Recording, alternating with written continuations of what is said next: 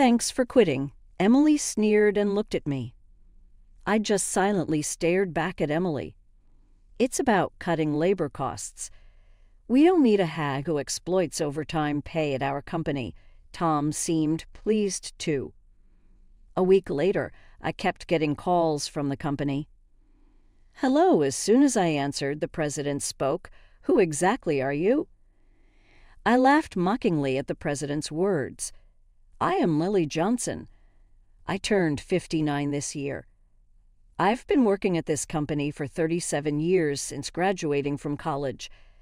Our company is staffed with administrative scriveners, social insurance labor consultants, and tax accountants handling clerical work for our clients.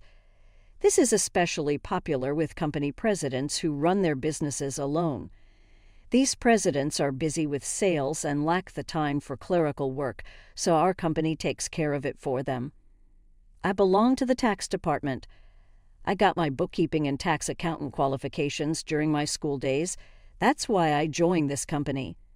Now I'm managing 45 clients, which keeps me quite busy. Even though a part-timer handles the accounting entries, it's still overwhelming. But I can't show any weakness. Our clients are all long-term relationships, and many of them have had their fair share of hardships. Seeing them face adversity, I feel I can't lose either. So here I am in front of my computer again today. Lately, I've been troubled. Tom and Emily have been subjecting me to insidious harassment. Tom, 7 years younger than me, is the head of the tax department. He used to be just a regular colleague, but his attitude changed drastically 3 months ago when he got promoted. He used to speak politely, but suddenly he started talking down to me. Lily, what are you doing? You've got some nerves slacking off during work hours. He's always either sarcastic or complaining. I'm looking at documents for tax-saving strategies for our clients. Even when I retort, Tom remains unfazed. Just check the manual for that. Don't do anything unnecessary. And if you end up working overtime, don't expect to get paid for it. Tom glared at me with those words. Unable to respond, Emily, Tom's assistant, chimed in, Lily, you should work more efficiently. At this rate, you'll never finish. That's why you're still a rank-and-file employee. Emily laughed mockingly. I was the first to be offered the promotion to department head, but I declined. At the time, becoming a head meant more time for management and less for client interaction. However, it was an internal offer, so Tom and Emily don't know about it. I'll make sure to complete my regular duties as well. That was all I could manage to say. Still, Tom and Emily's harassment continued. You're increasing overtime again. What a waste of overtime. Tom's angry voice echoed again today. Lily, cut it out. Your constant overtime is dragging down the whole tax department's performance. Emily sighed as she spoke. The reason for yesterday's overtime was simple. Tom had accumulated a month's worth of declaration forms to be filed by the end of the month. After work yesterday, Tom suddenly said, "Take care of these." He left several client files on my desk. I turned pale when I saw the files. Wait, these all have deadlines this month, right? As I said this in confusion, Tom was already nowhere near. Looking for him, I saw he was already packing up at his desk. I'm heading out. Take care with that. Tom quickly left the office. Good luck. Emily followed Tom out, laughing mockingly. Unbelievable. I sighed and opened the client files left on my desk. Moreover, some of the files were Emily's responsibility. I sighed even deeper. I knew why Tom was harassing me because they wanted me to retire quickly. I have more experience and deeper knowledge in taxation than him. As a result, other members of the tax department come to me with their questions instead of Tom. There are other reasons why everyone avoids Tom. He looks greasy and unapproachable. The only female employee who stays near him is Emily. Tom likes young women. That's probably why he wants me to retire, to get the other female employees to rely on him more. It's such shallow thinking it gives me chills. There's also the fact that he simply doesn't like me. Emily was harassing me to curry favor with Tom. Tom is the one who evaluates the performance of the tax department, so she probably wanted to undermine me to get a good evaluation from him. Anyway, I have to manage these declarations. Not only do I have to prepare the tax declarations for my assigned companies, but it looks like I won't be able to finish today's work either. But if I try to claim overtime, I'll just get complaints from Tom and Emily. I resign myself to unpaid overtime. Then one day I was suddenly called to the president's office. Our company had just had a change of president. Originally, the president's father had been managing the company since its founding, and it had only recently been handed over to his son. The son had always worked at another company and still wasn't fully acquainted with our company. But it couldn't be helped since the former president had suddenly fallen ill and he had to take over. "Excuse me," as soon as I entered the president's office, I noticed Tom and Emily, and for some reason they both had unpleasant smirks on their faces. Why are Tom and the others here? I muttered quietly enough that no one else would hear. In this tense and strange atmosphere, the president spoke. "Lily, we'll need you to resign by the end of this month." "Excuse me, what do you mean?" I asked the president, my mind in a whirl. I heard from Tom and Emily. "You've been overbilling for overtime, right? Other members of the tax department have only about 15 hours of overtime per month, but Lily, you're already over 80 hours. Don't you find that odd? Tom and Emily have 0 overtime this month. Impressive, right?" The president looked at me sternly. The reason my overtime was so high this month was that I was doing Tom and Emily's work. But if I said it was Tom's instructions, it would seem like my own inability to manage time. So I just stated the facts. I haven't overbuilt for overtime. It's a result of not being able to finish my work within regular hours. Then the president sighed deeply. "I'm doubtful, but there's no evidence, so I won't pursue it further. However, we can't continue to employ someone who works that slowly, so I want you to resign." The president's mind seemed made up. Me being told to leave the company I had dedicated my entire 37-year career to. I was tired too. No matter how much more I did beyond my own work, it was never appreciated. Instead, I ended up having to take on Tom and Emily's work as well. "Yes, I understand. I'll resign at the end of this month." I realized I had already said that to the president. I glanced at Tom and Emily. They were smiling vulgarly, looking very pleased.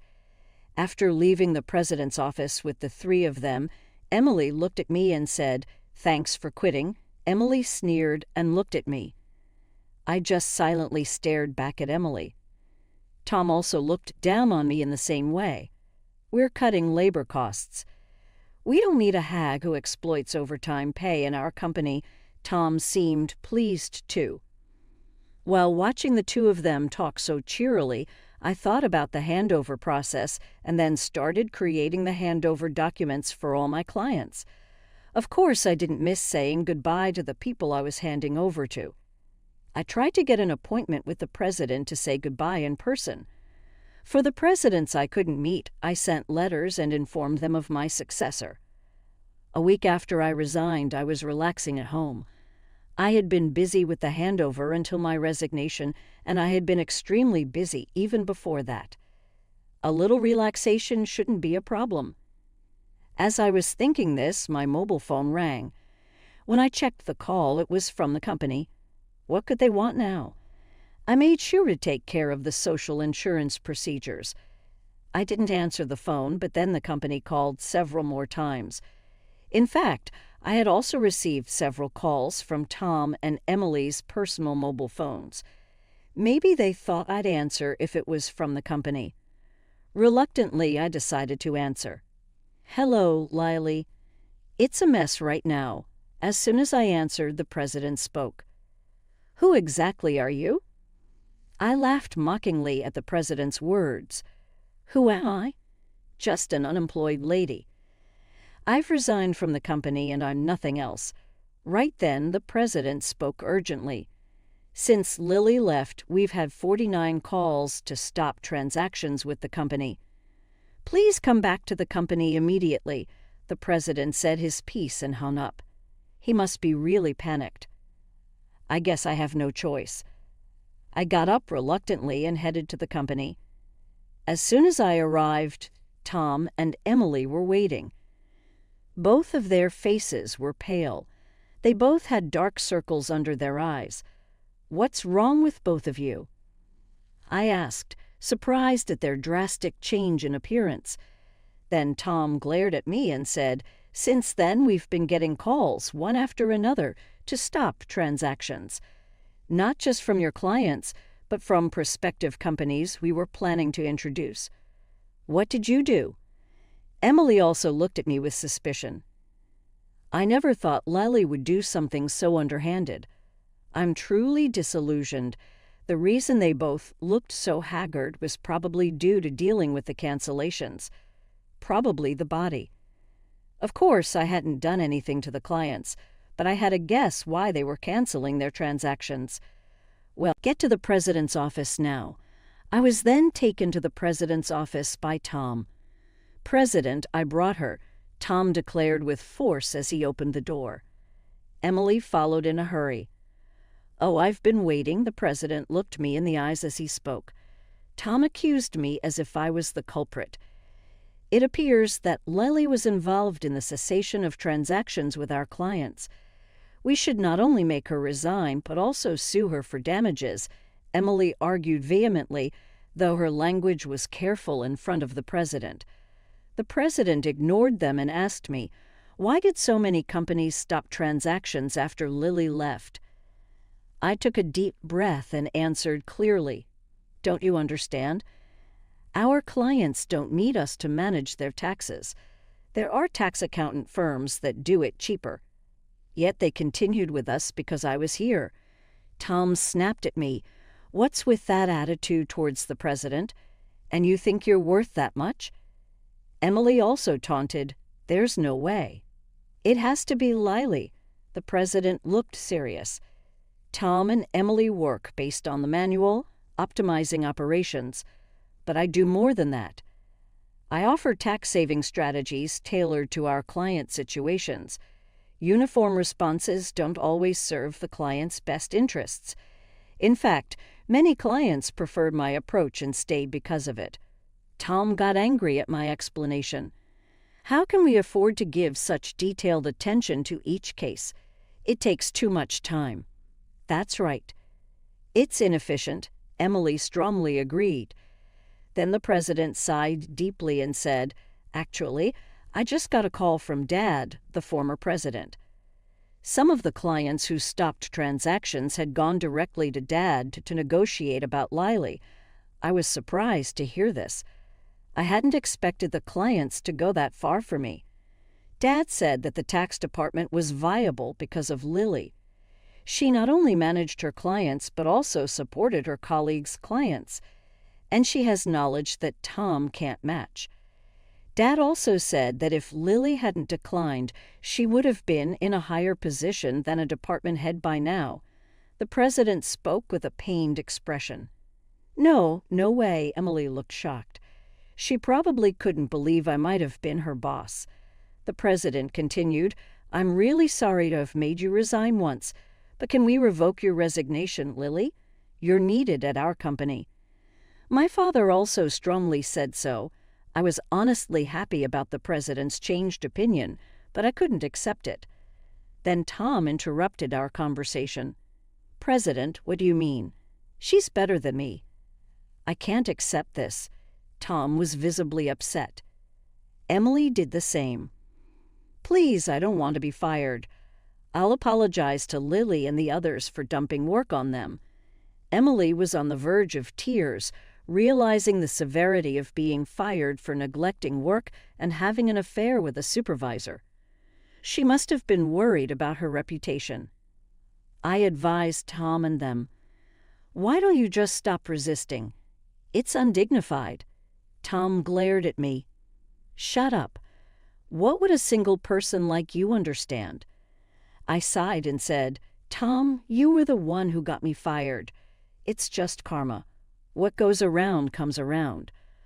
Why don't you take some responsibility and reflect a bit? Damn it, Tom looked frustrated. Emily bit her lip. I haven't reported this yet, but there's more to Tom and Emily's misconduct. Should I share more details? I asked the president with a smile. Tom and Emily's behavior was well known in the tax department. Their stories had reached me whether I liked it or not. No, please don't. Lily, stop. Both were frantically trying to stop me. I gave them an ultimatum. Wrongdoings eventually come to light. It would be better for you to face reality before it gets worse. At my words, both of them collapsed to their knees. Ultimately, Tom and Emily were fired on the spot. I revealed their misdeeds afterward. These included Tom faking business trips to go out with Emily for days and harassing employees they disliked into quitting. I tried to help those employees, but Tom and Emily's tactics were insidious. They repeatedly reprimanded and pressured employees out of my sight. It was also common for them to suddenly assign work with tight deadlines. The employees who resigned asked me to keep quiet, but now they are happily working at other companies. So I decided it was okay to speak up. The president was furious at my revelation. He expressed his anger about cutting their final salary. He also plans to thoroughly investigate past inflated expense claims. Tom was begging the president, tears in his eyes. Please don't cut my salary. What will I tell my family if they find out? Eventually, Tom and Emily's affair was exposed to Tom's wife. Tom ended up getting divorced. The two are now facing claims for compensation in the divorce lawsuit. I know this because for some reason Tom contacted me. Please, can you persuade the president to reconsider the firing? Emily and I are in a real bind now. Apparently, Tom and Emily are struggling to find new jobs. The tax industry is somewhat insular. If you commit too many misdeeds, word spreads quickly through the industry's network. That's why no one is willing to hire Tom and them. However, they need money for the divorce compensation and living expenses, so now they're working day labor like at construction sites. People used to office work suddenly doing hard labor outdoors must be tough. Emily often calls me crying. Lily, please help. I just wanted a raise and a better life.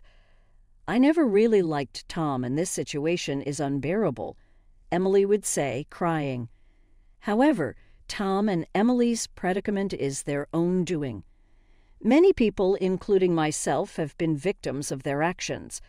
So I told Emily, this is all your own fault, Emily. You can't unring a bell. It will be hard to return to the same path. You're just going to have to deal with the hardships. No way. Emily cried out in despair. This was the outcome of Emily's actions.